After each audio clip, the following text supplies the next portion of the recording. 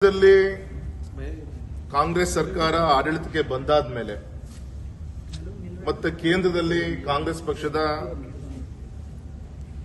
ಸಂಸತ್ ಸದಸ್ಯರ ನಡವಳಿಕೆ ಒಟ್ಟಾರೆ ಒಂದು ದ್ವೇಷದ ಒಂದು ರಾಜಕಾರಣಕ್ಕೆ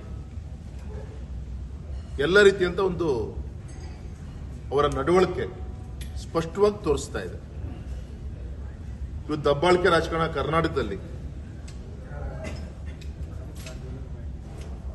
ಒಬ್ಬ ಕೇಂದ್ರದ ಕೈಗಾರಿಕಾ ಸಚಿವರಂತಹ ಕುಮಾರಸ್ವಾಮಿಗಳ ಮೇಲೆ ಯಾವ ರೀತಿ IPS ಆಫೀಸರ್ನ ಬಿಟ್ಟು ಅವಮಾನ ಮಾಡುವಂತ ಪ್ರಯತ್ನ ಇರಬಹುದು.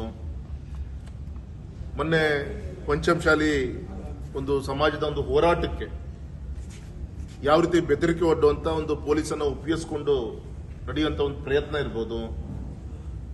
ನಿನ್ನೆ ವಿಧಾನ ಪರಿಷತ್ ಅಲ್ಲಿ ನಡೆದಂತ ಘಟನೆ ಏನ್ ಮಾತಾಡಿದರೆ ಸತ್ಯಾಸತ್ಯತೆ ಅದು ಸ್ಪೀಕರು ಅವರ ಒಂದು ಚೌಕಟ್ಟಿನಲ್ಲಿ ಅದು ಬಗೆಹರಿಯುತ್ತೆ.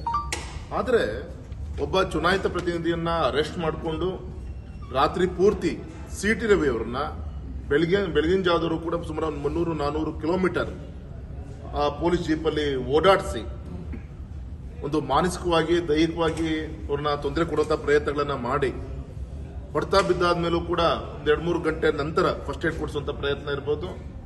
ಈಗ ಕೋರ್ಟಿಗೆ ಪ್ರೊಡ್ಯೂಸ್ ಮಾಡುವಂತ ಒಂದು ಪ್ರಯತ್ನದ ಬಗ್ಗೆ ಮಾತಾಡ್ತಿದ್ದಾರೆ. ಅಂದ್ರೆ ಈ ಸಂದರ್ಭದಲ್ಲಿ ಇಷ್ಟು ಮಾತ್ರ ಹೇಳ್ತೀನಿ, ಈ ರೀತಿ ಜನಪ್ರತಿನಿಧಿಗಳ ಒಂದು ಹೋರಾಟಗಳಿರ್ಬೋದು, ಜನರ ಒಂದು ಸರ್ಕಾರದ ವಿರುದ್ಧ ಒಂದು ಹೋರಾಟವನ್ನ ಹತ್ತಿಕ್ಕುವಂತ ಎಲ್ಲ ರೀತಿಯಂತ ಷಡ್ಯಂತ್ರವನ್ನ ರಾಜ್ಯದಲ್ಲಿ ಇವತ್ತು ಕಾಂಗ್ರೆಸ್ ಪಕ್ಷ ಮಾಡ್ತಾ ಇದೆ.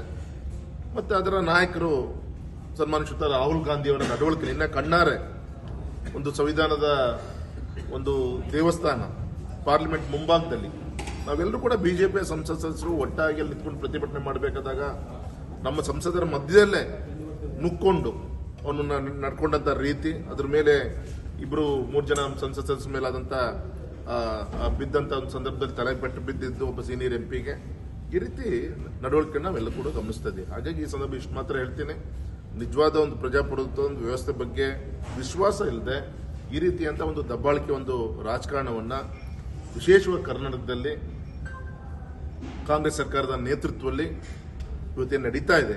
ಹಾಗಾಗಿ ನಾವು ಉಗ್ರವಾಗಿ ಈ ಸಂದರ್ಭದಲ್ಲಿ ಖಂಡಿಸ್ತೇನೆ. ಸನ್ಮಾನಿತ CT ರವಿ ಅವರ ವಿರುದ್ಧ ಈ ರೀತಿಯಂತ ಒಂದು ದ್ವೇಷದ ರಾಜಕಾರಣ. ಮತ್ತೆ ಗೌರವ DCM ಅವರು ನಿನ್ನೆ ಪ್ರತಿಕ್ರಿಯೆ ಕೊಡಬೇಕಾದ್ರೂ ಕೂಡ ಹೇಳಿದ್ದಾರೆ, ಹಿಂದೆ ಸಿದ್ದರಾಮಯ್ಯನವ್ರಿಗೆ ಈ ತರ ಪದ ಉಪಯೋಗಿಸಿದ್ ಸರಿನಾ, ಅಂದ್ರೆ ಈ ತರ ಹಳೆಯ ಎಲ್ಲ ರಿವೆಂಜ್ಗಳನ್ನ ಇಟ್ಕೊಂಡು ಅವ್ರ ಮೇಲೆ ಸೇಟ್ ತೀರಿಸಿಕೊಳ್ಳುವಂತ ಒಂದು ಷಡ್ಯಂತ್ರ, ಜನವಿರೋಧಿ ನಡವಳಿಕೆ, ಜನತಂತ್ರ ವಿರೋಧಿ ನಡವಳಿಕೆ ಇವತ್ತು ಕಾಂಗ್ರೆಸ್ ಸರ್ಕಾರ ಮಾಡ್ತಾ ಇದೆ. ಹಾಗಾಗಿ ಇದನ್ನ ಕಡಾತೊಂಡೋಗಿ ನಾವು ಬಿಜೆಪಿಯ ಎಲ್ಲ ಸಂಸತ್ ಸದಸ್ಯರಿರ್ಬೋದು, ಪಕ್ಷ ಇರ್ಬೋದು, ನಾವು ಖಂಡಿಸ್ತಾ ಇದ್ದೀವಿ.